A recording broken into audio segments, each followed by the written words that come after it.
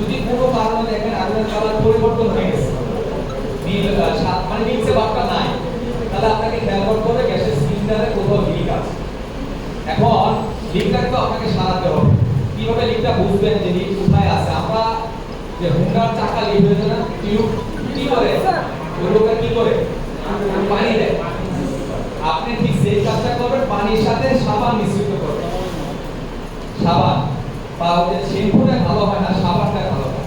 Shampoo ব্যবহার করতে পারেন, শ্যাম্পুটা ভালো হয় না, সাবানটা। তো সাবানটা বা শ্যাম্পু যদি আপনি মিশ্রিত করেন, পানির সাথে মিশ্রিত করে ওই গ্যাসের সিলিন্ডারে মাখবেন, পুরোটা গায়ে মাখবেন। মাখলে দেখা যাবে যে যেগুলো বেলুনের মতো ফুটে উঠছে, তাহলে বুঝতে হবে সেখানে লিক আছে, সেটা কনফার্ম করে তারপরে গ্যাসের চুলা রাখুন, জ্বালাবেন। দ্বিতীয় হচ্ছে গ্যাসের লাইনে একটা ব্ল্যাক হোল পাইপ থাকে, পাইপটাকে না একটা পাইপ থাকে, সেই পাইপটা দীর্ঘদিন ব্যবহার করার পর বেশিরভাগ ডেঞ্জারাস বিষয় হচ্ছে যারা আমরা বাইরে দমনে থাকি, বাইরের দিক থেকে পাকে ধরে ঢুকে যখন দেখবেন।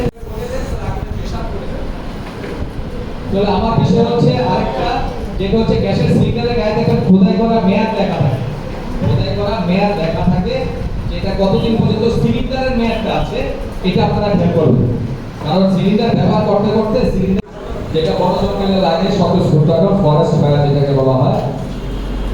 তারপর বলছে কি যে অসাবধানতা অগ্নিকাণ্ডের প্রধান কারণ তাই অগ্নি প্রতিরোধের সাবধানতা অবলম্বন করা, রান্নার পর চুলার আগুন নিভিয়ে রাখা। একসময় আমরা রাখতাম না, গ্যাসের চুলার আগুন জ্বালিয়ে রাখে, এখন মানুষ নিভিয়ে রাখে। বিড়ি সিগারেট জ্বলন্ত অংশ নিভিয়ে নেওয়া অবস্থানে ফেলা।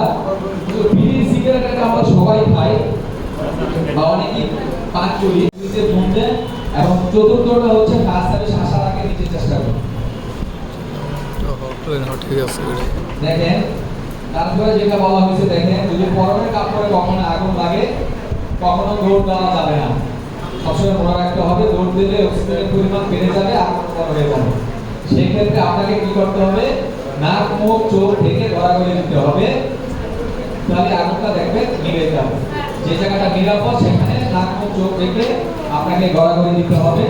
সবচেয়ে যে বিষয়টা খেয়াল করতে হবে, যেটা ওই পরিমাণ তাপ যদি আপনি শ্বাসের সাহায্যে ভিতরে নেন, তাহলে শরীরের ভিতরেগুলো অঙ্গগুলো নরম, এগুলো ক্ষতিগ্রস্ত হতে পারে। যদি আপনার শ্বাসনালী বা খাদ্যনালী থেকে পুড়ে যায়, তাহলে মনে রাখতে হবে বাঁচার সম্ভাবনা নাই বলেই চলে।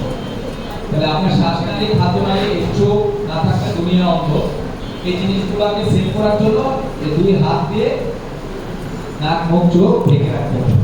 মোস্ট ইম্পর্টেন্ট বিষয়, আপনি শরীরের অন্য অংশ পুড়লে আপনাকে নিরাপদ করা যাবে, কিন্তু শ্বাসনালী বা খাদ্যনালী পুড়ে গেলে বাঁচার সম্ভাবনা খুবই কম।